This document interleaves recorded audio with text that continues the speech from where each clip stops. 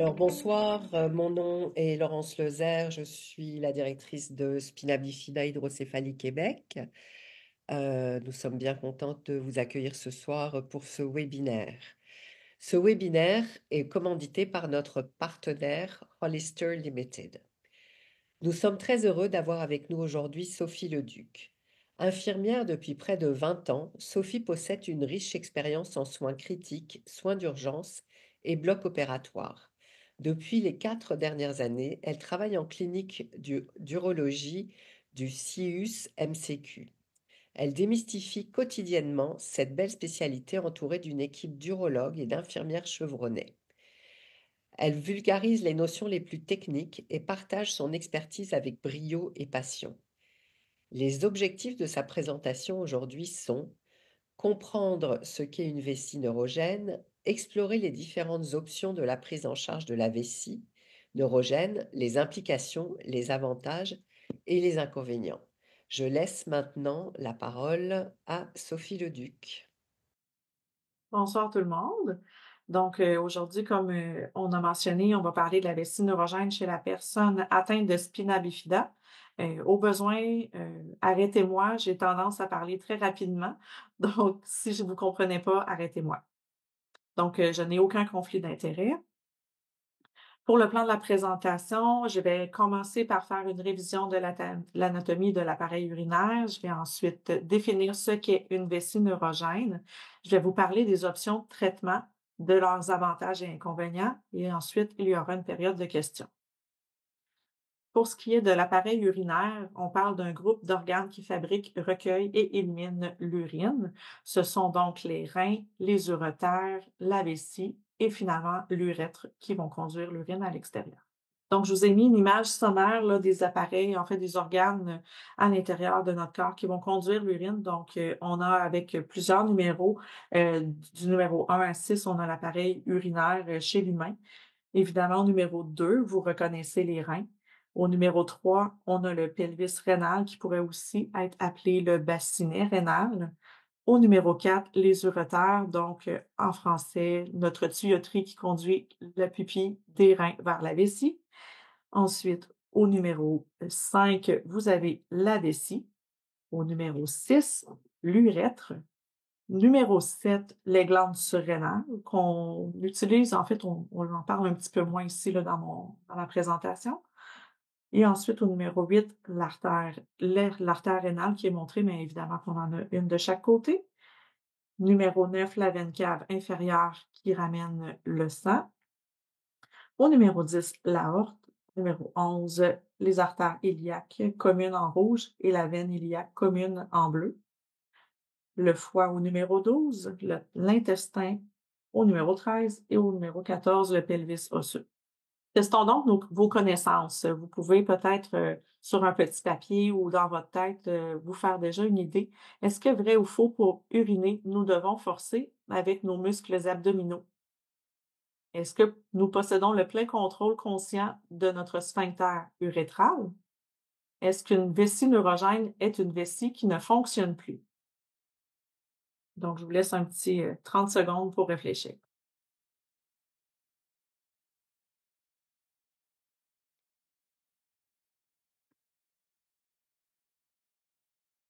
Donc, voici les réponses. Les 3 réponses sont fausses. En fait, la première question, pour uriner, devons-nous utiliser les muscles abdominaux?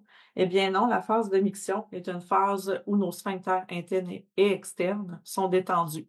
C'est en fait le muscle de la vessie, le détrusor, qui se contracte. Pour la deuxième question, possédons-nous le plein contrôle conscient de notre sphincter urétral?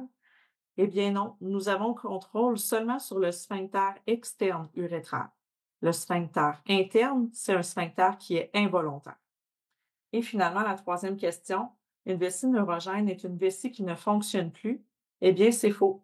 La vessie neurogène peut quand même se contracter, mais de façon anarchique, incontrôlable. Comment ça fonctionne quand on va faire notre miction? Eh bien, en fait, le remplissage passif de la vessie. Donc, les reins produisent l'urine et le pipi s'écoule, l'urine s'écoule vers la vessie de façon passive. Il y a ensuite un étirement des parois de la vessie qui provoque des contractions involontaires du muscle de la vessie. Ces contractions-là déclenchent un influx nerveux qui stimule le relâchement du sphincter urétral interne. Et de façon autonome, ensuite, on s'assoit à la toilette ou on élimine de façon autonome l'urine parce que notre sphincter urétral externe. Ensuite, le sphincter urétral externe et la miction peut ensuite avoir lieu. Donc, le détruseur se contracte et la vessie se vide complètement. Qu'est-ce que c'est la vessie neurogène? Eh bien, c'est la dysfonction du bas appareil urinaire résultant d'une blessure ou d'une maladie neurologique.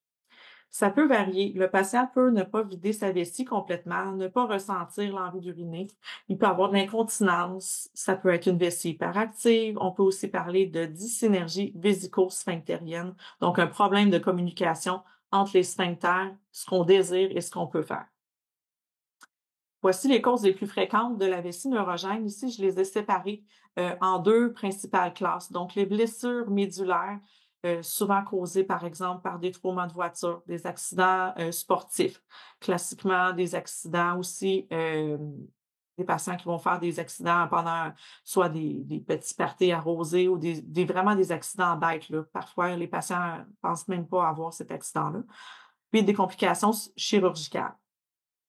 Puis les maladies neurologiques, ensuite, qui peuvent causer la vessie neurogène. Donc, on parle de sclérose en plaques, des myéloméningocèles, maladie de Parkinson, syndrome du queue de cheval, des sténoses spinales, ACV, tumeur cérébrale, myélite transverse, diabète et finalement spina bifida.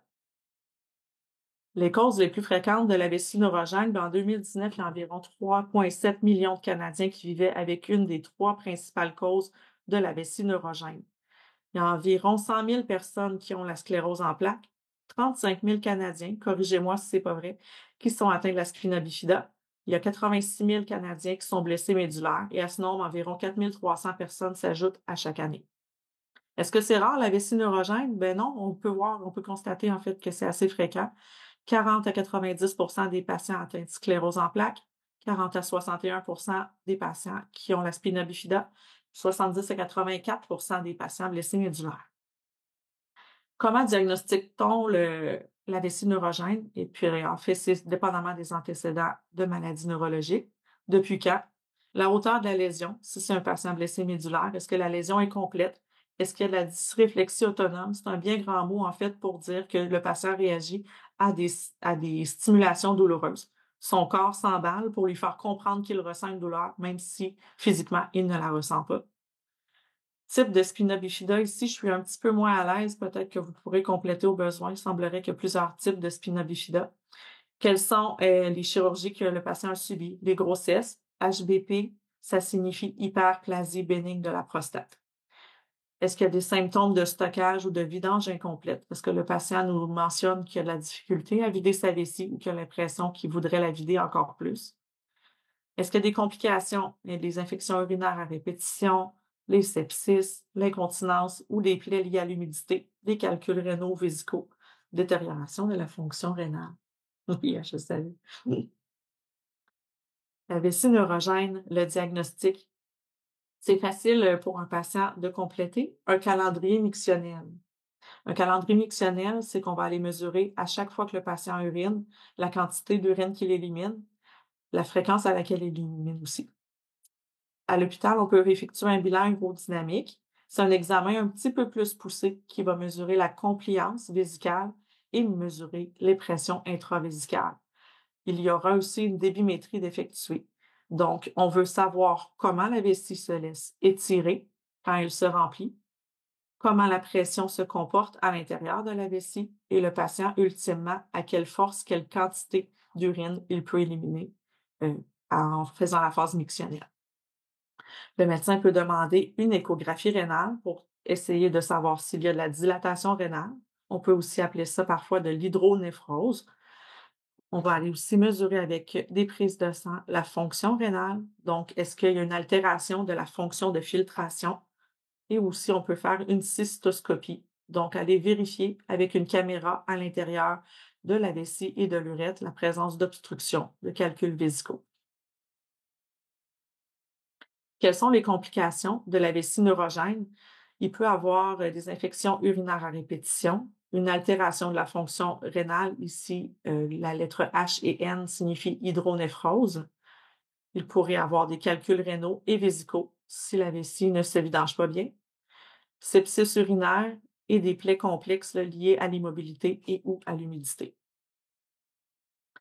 Je vous ai écrit ici plusieurs options de traitement. Donc, je les ai séparées en deux aspects. Chez le patient dont la vessie ne se vide pas et chez le patient dont la vessie se vide trop souvent. Donc, les patients dont la vessie ne se vide pas, je vais vous les énumérer, je pense, un après l'autre, hein. Je pense que ce sera plus simple. Donc, les autocathétérismes. Les autocathétérismes, c'est la façon d'aller chercher l'urine à l'intérieur des voies urinaires. Donc, l'introduction d'un cathéter de façon propre dans l'urètre par le patient lui-même ou par sa famille dans le but de drainer l'urine à des intervalles réguliers et ou selon les envies et symptômes des patients. L'urine est donc éliminée de façon intermittente, soit à la toilette ou dans un urinoir. Ça va? Désolée, je sais, je parle vraiment vite. Les autocathéters, les avantages, ça permet de conserver l'autonomie du patient sur sa capacité d'élimination. C'est peu coûteux. On peut maintenir aussi la santé sexuelle des patients qui sont encore capables d'en avoir. Pour ce qui est des contres, risque accru d'infection urinaire, évidemment qu'on prend des mesures propres et non stériles comme en milieu hospitalier, mais à chaque fois que le patient introduit un cathéter à l'intérieur de ses voies urinaires, évidemment qu'il peut avoir de la bactériurie. Risque de trauma urétral et aussi les cathéters sont limités par la motricité du patient. La sonde à demeure, c'est la même chose qu'un cathéter, qu'un autocathéter, mais en fait, la sonde va demeurer à l'intérieur de la vessie. Donc, l'introduction d'une sonde urinaire via l'urètre qui demeurera en place de 4 à 6 semaines. L'urine sort donc en continu dans un sac collecteur, soit à la cuisse ou au chevet. Les avantages de la sonde à demeure, ben, c'est plus utile pour les patients qui sont avec des limitations motrices. Par contre, on augmente le risque d'infection urinaire. On augmente aussi le risque de trauma de l'urètre et de faux trajet lors des changements de sonde. Il peut aussi avoir de l'érosion, de la dilatation de l'urètre à cause de la pression de la sonde qui s'effectue sur le rebord de l'urètre, de l'inconfort, surtout chez la femme en fauteuil roulant qui demeure assise de longues heures, et il peut avoir présence de calculs vésicaux. La sonde suspubienne, c'est aussi une sonde à demeure, mais cette fois-ci, elle sera introduite à travers la paroi abdominale directement dans la vessie plutôt que via l'urètre. Elle doit se changer aussi aux 4 à 6 semaines.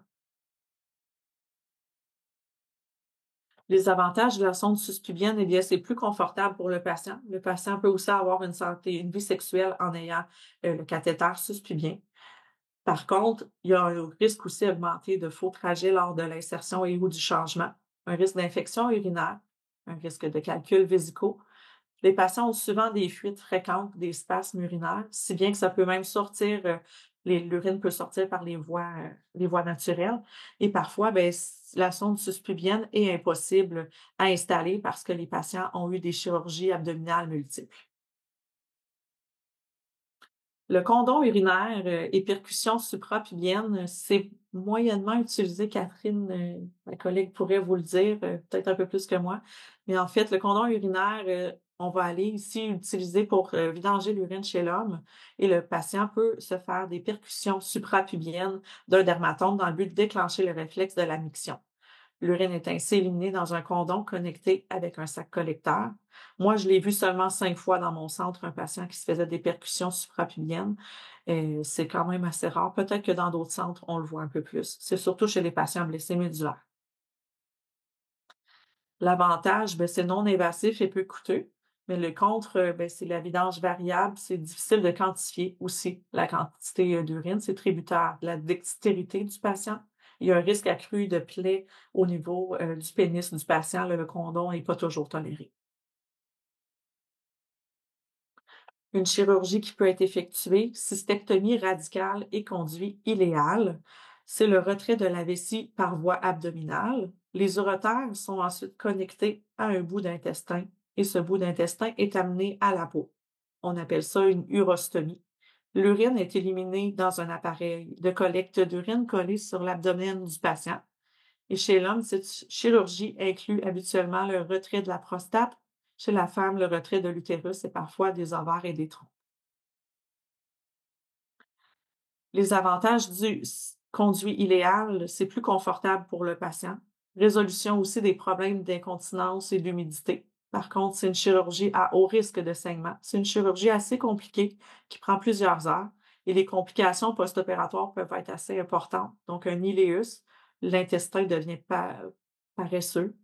Des sens de plaie, donc la plaie peut s'infecter, peut s'agrandir. Nécrose du conduit iléal, c'est quand même assez rare, mais la portion d'intestin sur laquelle on branche les uretères, eh bien, elle peut mourir, même si elle est encore connectée au flot sanguin. La convalescence est quand même assez ardue parce que le patient va avoir et une plaie abdominale et aussi la nouvelle stomie à gérer. Puis il y a des problématiques d'appareillage qui sont quand même inhérentes, les fuites d'urine autour de la collerette, les infections et ainsi de suite. Jusqu'à présent, tout va bien? Ça va? Oui. Le Mitrofanov, c'est la création d'un conduit permettant l'introduction d'un cathéter intermittent par le patient dans sa vessie, souvent via le nombril. C'est créé en réutilisant l'appendice du patient ou parfois par un bout de l'iléon terminal. Et le conduit est continent, donc le patient rentre lui-même le cathéter selon son horaire, selon ses besoins, selon ses nécessités. Les avantages, ben, c'est l'autonomie d'élimination du patient, c'est beaucoup plus esthétique qu'une stomie. Les contres, ben, c'est une chirurgie qui est quand même complexe. Ça dépend aussi, comme les autocathétérismes, de la dextérité du patient. Il y a un risque de déséquilibre métabolique, surtout au niveau de l'utilisation de l'iléon terminal. C'est là que les échanges de vitamines se font dans notre corps. La convalescence, évidemment, est quand même assez ardue et il y a aussi un risque de calculs vésicaux. India Pouch, c'est la création d'une pochette cathétérisable par le patient lorsque la vessie native n'est plus utilisable. Les pour et les contre sont semblables. Je ne l'ai pas vu, moi, souvent dans ma pratique, l'India Pouch. Dans mon centre, c'est pas une chirurgie qu'on effectue non plus. La cystoplastie d'augmentation, c'est l'agrandissement de la vessie comme une patch qu'on va réaliser avec un bout d'intestin que le chirurgien viendra suturer à la vessie. C'est réalisé lorsque de multiples chirurgies à la vessie rendent sa compliance, sa capacité à s'étirer diminuée. Donc, on voit vraiment sur l'image, la vessie est incisée et ensuite recouverte avec un bout d'intestin. La gestion des liquides. Plusieurs patients ignorent que la quantité de liquide qu'ils consomment dans une journée. L'urine devrait aussi être claire comme du vin blanc. On peut gérer aussi le café, les boissons gazeuses brunes, les boissons énergisantes, l'eau minérale qui est à proscrire, qui peuvent stimuler la vessie. Moi, j'ai déjà vu une patiente qui m'a expliqué que sa vessie était vraiment insupportable, mais elle buvait 12 tasses de café par jour. Donc, on lui a conseillé de commencer à diminuer la quantité de café avant même de penser à passer à d'autres options. Il peut y avoir des médicaments qui peuvent être prescrits. Ça ici, je me suis comme un peu trompée, mais en fait, je suis rendue dans la portion des patients que la vessie se vide trop souvent. Désolée, j'ai pas fait d'en-tête, mais pour ce qui est du calendrier mictionnel aussi. Donc, anticholinergiques, c'est des médicaments qui ralentissent les envies fréquentes d'uriner. Les effets secondaires sont souvent invalidants. Xérostomie, c'est un bien grand mot pour dire bouche sèche et muqueuse sec. Les étourdissements et la constipation aussi sont des effets secondaires assez importants. Les plus fréquents que vous pourriez voir sont le Vésicare, Myrbetriq, Toviaz. Les effets sont variables. Pour certains, ça change vraiment leur vie. Pour d'autres, ça change absolument rien. Le Botox. Le Botox est bien connu pour l'esthétique, mais est aussi beaucoup utilisé dans ma spécialité. C'est des injections de la toxine botulinique dans le muscle de la vessie par l'urologue lors d'une cystoscopie. La vessie est donc paralysée puis les envies fréquentes sont diminuées. C'est réalisé maintenant en clinique externe dans mon centre. On peut utiliser un maximum de 300 unités aux 3 mois. Puis il faut faire attention aux patients qui ont des injections aussi pour des spasmes dans les jambes, de la sudation et aussi pour de l'esthétique. Il y a un risque de rétention urinaire après la procédure. Puis souvent, c'est nécessaire de faire un bilan urodynamique avant de faire les injections de Botox. La physiothérapie, donc c'est rencontrer un spécialiste ou une spécialiste en physiothérapie périnéale, que ce soit pour les fuites urinaires, pour prendre conscience, de sa phase missionnelle ou pour réapprendre à relâcher les sphincters, c'est vraiment très utilisé. Souvent, quelques séances sont nécessaires pour bien apprendre à faire les exercices, mais ensuite, il faut persévérer. C'est vraiment des petits muscles, donc des mini changements, lentement.